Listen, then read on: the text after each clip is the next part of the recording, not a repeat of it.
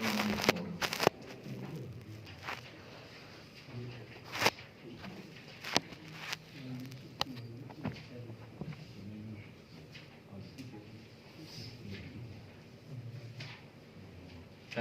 بالله من الشيطان الرجيم بسم الله الرحمن الرحيم ولقد همت به وهم بها لولا أن رأى برهان ربه كذلك لنصرف عنه السوء والفحشاء إنه من عبادنا المخلصين صدق اللہ العظیم۔ ترجمہ: وَلَقَدْ اور بے شک، ہمت فکر میں لگی رہی، بھی اس کے بارے میں، وہم اور خیال آیا، بیہا اس عورت کے بارے میں، لولا اگر نہ، ارا دیکھتا، برہانہ دلیل، ربی اپنے رب کی، کذالک اسی طرح، لنصرف ہم نے پھیرا، عنہ اس سے، السوء برائی، الفحش فحش بے حیائی، انہو بے شک ہو، من عبادنا المخلصین ہمارے مخلص بندوں میں سے تھا۔ اس آیت کا پچھلی آیات کے ساتھ ربط اور تعلق یہ ہے کہ حضرت یوسف علیہ السلام اس عمر کی دہلیز پہ پہنچ گئے جب اکثر جوانوں کی جوانی دھوکے میں یا گمراہی میں مبتلا ہو جاتی ہے، تو حضرت یوسف علیہ السلام کی اللہ نے حفاظت فرمائی، یہاں تک کہ عزیز مصر کی بیوی نے ایک خوبصورت محل تیار کیا، اسپیشل قسم کا، اور اس کے تہ بتہ اسٹیپ بائی اسٹیپ تقریباً 7 اس نے کمرے بنائے جن کے 7 دروازے بھی تھے۔ ایک مرتبہ یوں ہوا کہ زلیخا جو عزیز مصر کی بیوی تھی، ایک نام اس کا زلیخا بتلایا گیا ہے اور دوسرا نام راعی عین کے ساتھ راعی لکھا ہے، لیکن زیادہ مشہور اور معروف زلیخا ہی ہے۔ تو عزیز مصر کی یہ بیوی زلیخا نے جناب یوسف علیہ السلام کو پھسلانے کے لیے اس نے اس قدر اہتمام کرنا شروع کر دیا، یعنی کبھی تو ایسا ہوتا تھا اتفاقاً ایک منصوبے کے تحت کہ وہ بن سور کے جناب یوسف علیہ السلام کے سامنے آتی، تعریفیں کرتی، مائل کرنے کی کوشش کرتی، لیکن حضرت یوسف علیہ السلام کی اللہ ہر بار حفاظت فرماتا ہے۔ اب اس نے ایک چال چلی اور بہت اس نے زبردست منصوبہ بنایا، اور اس مقصد کے لیے صرف اس نے ایک محل تیار کروایا، گھر تیار کروایا، اور اس نے یوں اس میں ایسے دروازے رکھے جیسے انسان ایک کمرے میں، پھر دوسرے میں، پھر تیسرے میں، پھر چوتھے، پانچویں، چھٹے اور ساتویں، ساتوں اس نے خوبصورت قسم کا کمرہ بنایا جس میں اس نے کچھ بت وغیرہ بھی رکھ دیے جس کی وہ عبادت کرتی تھی۔ تو حضرت یوسف علیہ السلام کو اس نے وہاں پہ بلا لیا. تو جناب یوسف علیہ السلام جب وہاں پہ پہنچتے ہیں تو عزیز مصر کی بیوی انہیں برملا گناہ کی دعوت دیتی ہے. اب دیکھنے والا بھی کوئی نہ ہو، یہ محل نما کمرہ ہو، عزیز بادشاہ کی بیوی ہو اور خزانوں کی مالکن ہو، تو ان حالات میں بچنا یہ عام آدمی کے اختیار اور بس میں نہیں ہے، جوانی اور شباب بھی ہو. تو جب اس نے اس قدر اہتمام سے جناب یوسف علیہ السلام کو گناہ کی دعوت دی، دروازے اس نے بند کر دیے، تو قرآن نے اس کا ذکر یوں فرمایا ہے کہ اول تو حضرت یوسف علیہ السلام نے اس کو برملا جواب دیا کہ معاذ اللہ، کیسے ممکن ہے کہ میں گناہ کروں، گناہ کی طرف مائل ہوں، اللہ کی پناہ. اور دوسری بات یہ بھی ہے کہ اس چیز کو بھول چکی ہو کہ تمہارے شوہر نے میرے ساتھ کتنا اچھا معاملہ کیا ہے اور اس کا بدلہ میں اس کو اس صورت میں دوں، یہ نہیں ہو سکتا. اور یہ بھی یاد رکھو، جو آدمی یہ کام کرتا ہے وہ ظالم ہے، اور ظالم کبھی نجات نہیں پاتا، وہ ناکام ہوتا ہے، وہ ذلیل اور رسوا ہو جایا کرتا ہے. یہ باتیں چل رہی ہیں، چلتے چلتے قرآن نے اس آیت میں یوں ذکر فرمایا ہے وَلَقَدْ هَمَّتْ هَمَّ يَهِمُّ، اس عورت کو فکر لگی تھی، اس کو یہ خیال اور یہ تصور آ رہا تھا بھی یوسف علیہ السلام کے بارے میں. اسے کیا فکر لگی تھی، اسے کیا خیال آ رہا تھا؟ یہی آ رہا تھا کہ میں حضرت یوسف سے، یعنی اس آدمی سے میں اپنی خواہش پوری کروں.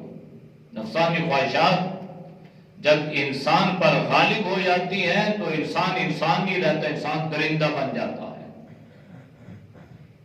اس لیے اللہ نے یہ خواہشات تو رکھی ہیں، لیکن ساتھ ساتھ اس چیز کی بھی تعلیم دی گئی ہے کہ ان کو غالب نہیں ہونے دینا، ان کو مغلوب رکھنا ہے. یہ کہیں ایسا نہ ہو کہ انسان کے اوپر یہ ساری سوچ اور فکر اور یہ حیوانیت غالب آ جائے تو اس کا نتیجہ جو ہے یہ تباہی اور بربادی کے سوا کچھ نہیں ہے. انسان عزت دار آدمی لمحوں میں ذلیل اور رسوا ہو کے رہ جاتا ہے. تو اس عورت کو یہ فکر لگی ہے، یہ خیال آ رہے ہیں، یہ تصور پیدا ہو گیا کہ میں نے یہ کام کرنا ہے اور میں نے اس کے ساتھ اپنا منہ گویا کالا کرنا ہے. اس کو تو خیال تو کیا، وہ تو برملا کہہ بھی رہی تھی اور بار بار وہ اپنے عمل سے دعوت بھی دے رہی تھی. کبھی انسان زبان سے گناہ کی دعوت دیتا ہے، کبھی زبان سے دیتا نہیں ہے، وہ اپنے اعزاز سے دعوت دے رہا ہے.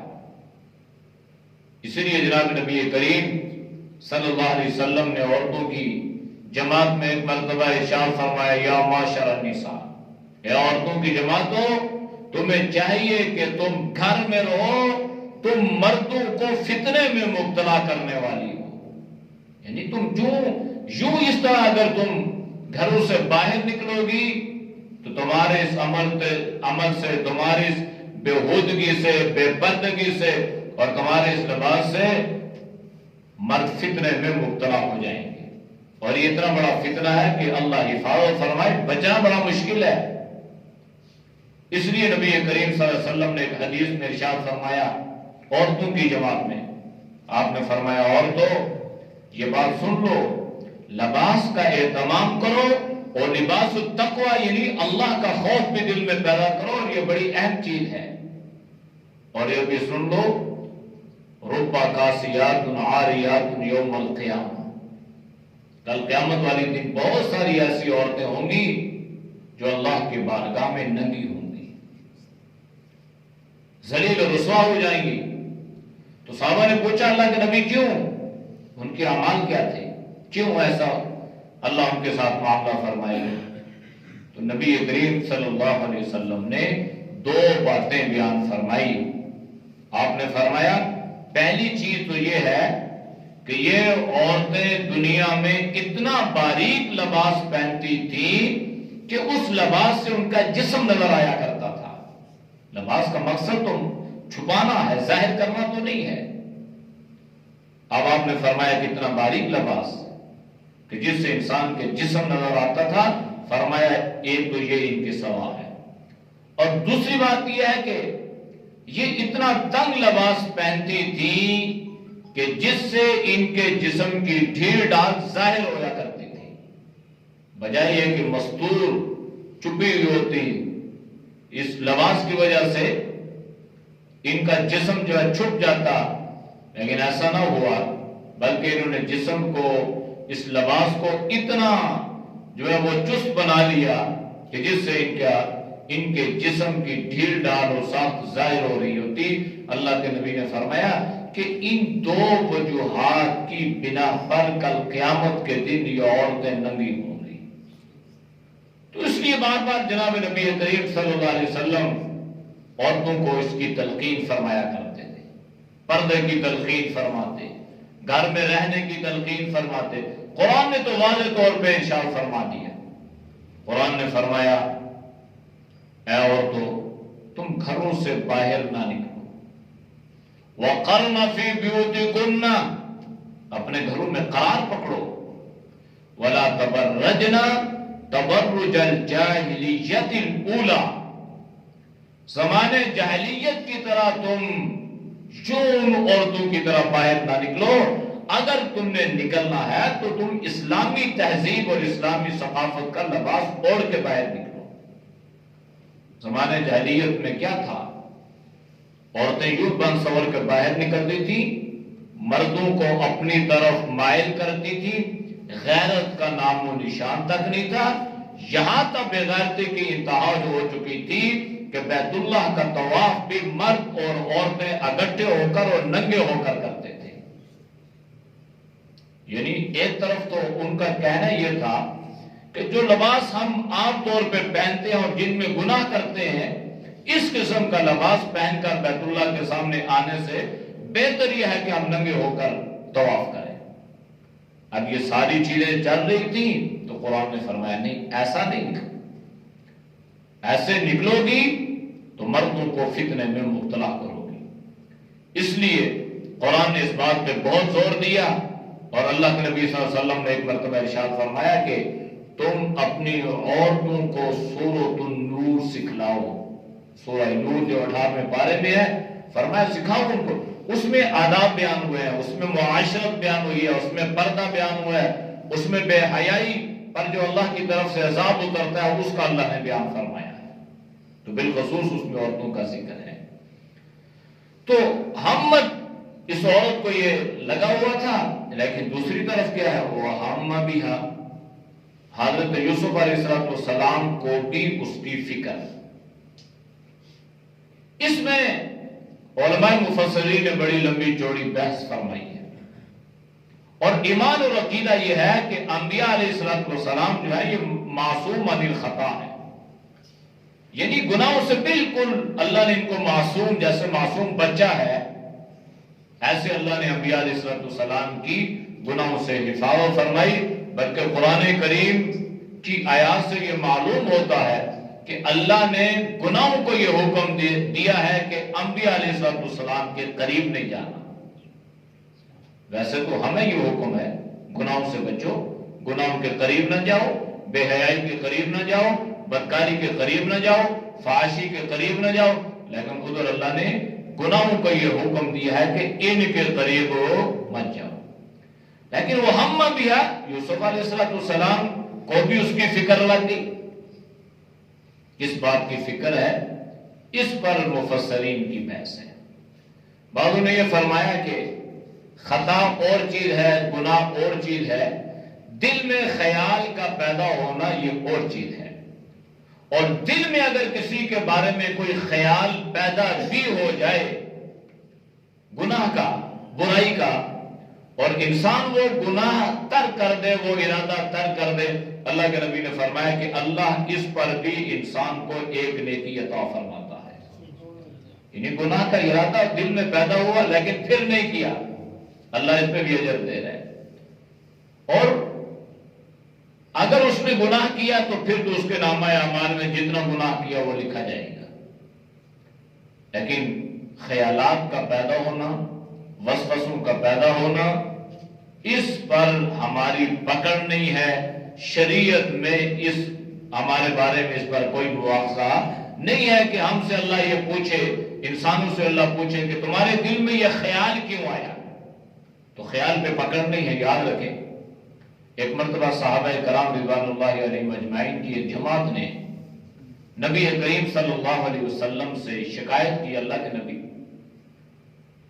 ہم نماز پڑھتے ہیں تو بعض مرتبہ نماز میں ایسے ایسے خیالات آنا شروع ہو جاتے ہیں کہ جل کر راکھ بن جانا تو منظور ہے، لیکن وہ خیالات، وہ وسوسے ہم اپنی زبان پہ نہیں لا سکتے۔ تو دل میں یہ تشویش تھی کہ پتہ نہیں ہمارے ایمان میں کمزوری ہے، اعمال میں کمزوری ہے، ہمارے عقائد، تو یہ کیوں ہمیں اس طرح کے خیالات آتے ہیں؟ کوشش بھی کرتے ہیں نہ، لیکن پھر بھی آ جاتے ہیں۔ اللہ کے نبی نے فرمایا پریشانی کی ضرورت نہیں ہے، یاد رکھو جہاں پر شہد ہوگا مکھی وہاں پہ آئے گی، جہاں پر ایمان ہوگا شیطان وہاں آنے کی کوشش کرے گا۔ تو فرمایا اس پہ کوئی پریشان ہونے کی ضرورت نہیں ہے، اللہ اس پہ تمہارا کوئی مواخذہ نہیں فرمائے گا، اس پہ تمہاری کوئی پکڑ نہیں ہے۔ تو حضرت یوسف علیہ السلام کو بھی خیال آیا، وَهَمَّ بِهَا، اور خیال آیا، فکر لگی اس عورت کے بارے میں۔ اب یہ خیال مختلف قسم کا بھی ہو سکتا ہے، لیکن لولا ان رأى برہان ربی، اگر وہ نہ دیکھتے اللہ کی برہان کو، اللہ کی دلیل کو۔ اس مراد مفسرین نے یہ لکھا ہے کہ ایک تو یوں ہوا کہ زلیخا وہ جو بت تھے نا، بت، تو ان میں پردہ ڈالنے لگی۔ تو حضرت یوسف علیہ السلام نے پوچھا یہ کیا کر رہی ہو؟ کہنے لگی مجھے ان سے حیا آتی ہے۔ تو یوسف علیہ السلام نے فرمایا واہ، نہ دیکھتے، نہ کھاتے، نہ پیتے، نہ سنتے، ان بتوں کو تم نے بنا کے اگر تم ان سے حیا کر سکتی ہو تو کیا میرا اللہ اس بات کا زیادہ حقدار نہیں ہے کہ میں اللہ سے حیا کروں؟ اگر تمہیں ان سے حیا آتی ہے تو مجھے بھی اپنے اللہ سے حیا آتی ہے، اور میرا اللہ زیادہ حقدار ہے اس بات کا کہ میں اپنے اللہ سے حیا کروں۔ پھر مفسرین نے یہ بھی لکھا کہ حضرت یوسف علیہ السلام نے جب آسمان کی طرف نظر اٹھائی پریشانی کے عالم میں، یا اللہ کیا بنے گا؟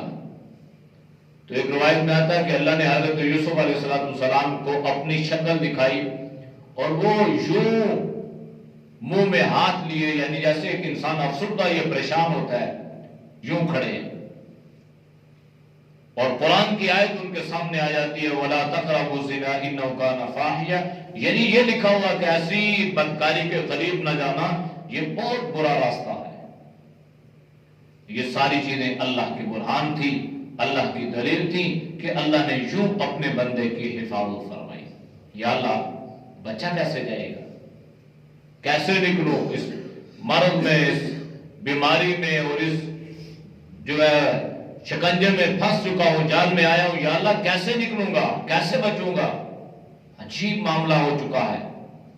تو اللہ نے فرمایا فکر نہ کرو، میں بھی رب ہوں، جہاں انسان کی سوچ ختم ہوتی ہے وہاں اللہ کی تدبیر شروع ہوتی ہے۔ 7 دروازے، اور یہ آج کل کے دروازے نہیں ہیں، آپ پرانے زمانے کے بڑے بڑے قلعے دیکھیں نا، مضبوط دروازے، بڑے بڑی لکڑ کے، جن کی 5-5 6 اینڈ جو ہے وہ ان کی چوڑائی، اس قسم کے دروازے لکھے ہیں مورخین، ایسے دروازے۔ تو اللہ نے حضرت یوسف سے فرمایا آگے وہ آیات آ رہی ہیں، فرمایا کہ فکر کی ضرورت نہیں ہے، بس اللہ کا نام لو، دوڑنا شروع کر دو، تم دوڑتے جاؤ گے اللہ دروازے کھولتا چلا جائے گا۔ حضرت یوسف دوڑتے ہیں، اللہ نے سارے دروازے کھول دیے۔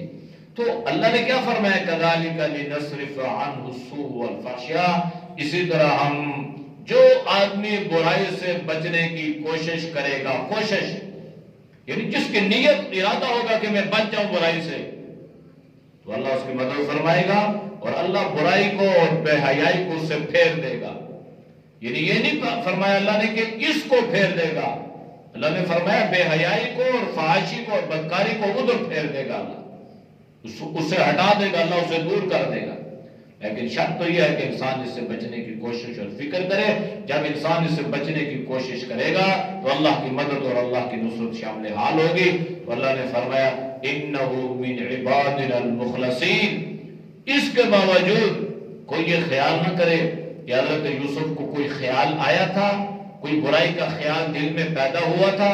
فرمایا کہ ایسا خیال ذہن میں نہیں لانا، اس لیے کہ یوسف جو ہے میرا مخلص بندوں میں سے تھا، وہ اخلاص والا تھا، وہ اللہ سے ڈرنے والا تھا۔ تو جو اللہ سے ڈرے گا، گناہوں کو چھوڑے گا، تو اللہ یوں اس کی مدد فرمائیں گے، گناہوں سے بھی اور بے حیائی سے بھی اور بدکاری سے بھی اللہ اس کی حفاظت فرمائیں گے۔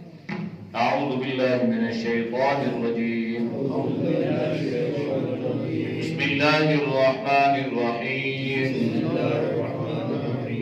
وَلَقَدْ هَمَّتْ بِهِ وَهَمَّ بِهَا لَوْلَا أَن رَّأَىٰ بُرْهَانَ رَبِّهِ كَذَٰلِكَ لِنَصْرِفَ عَنْهُ السُّوءَ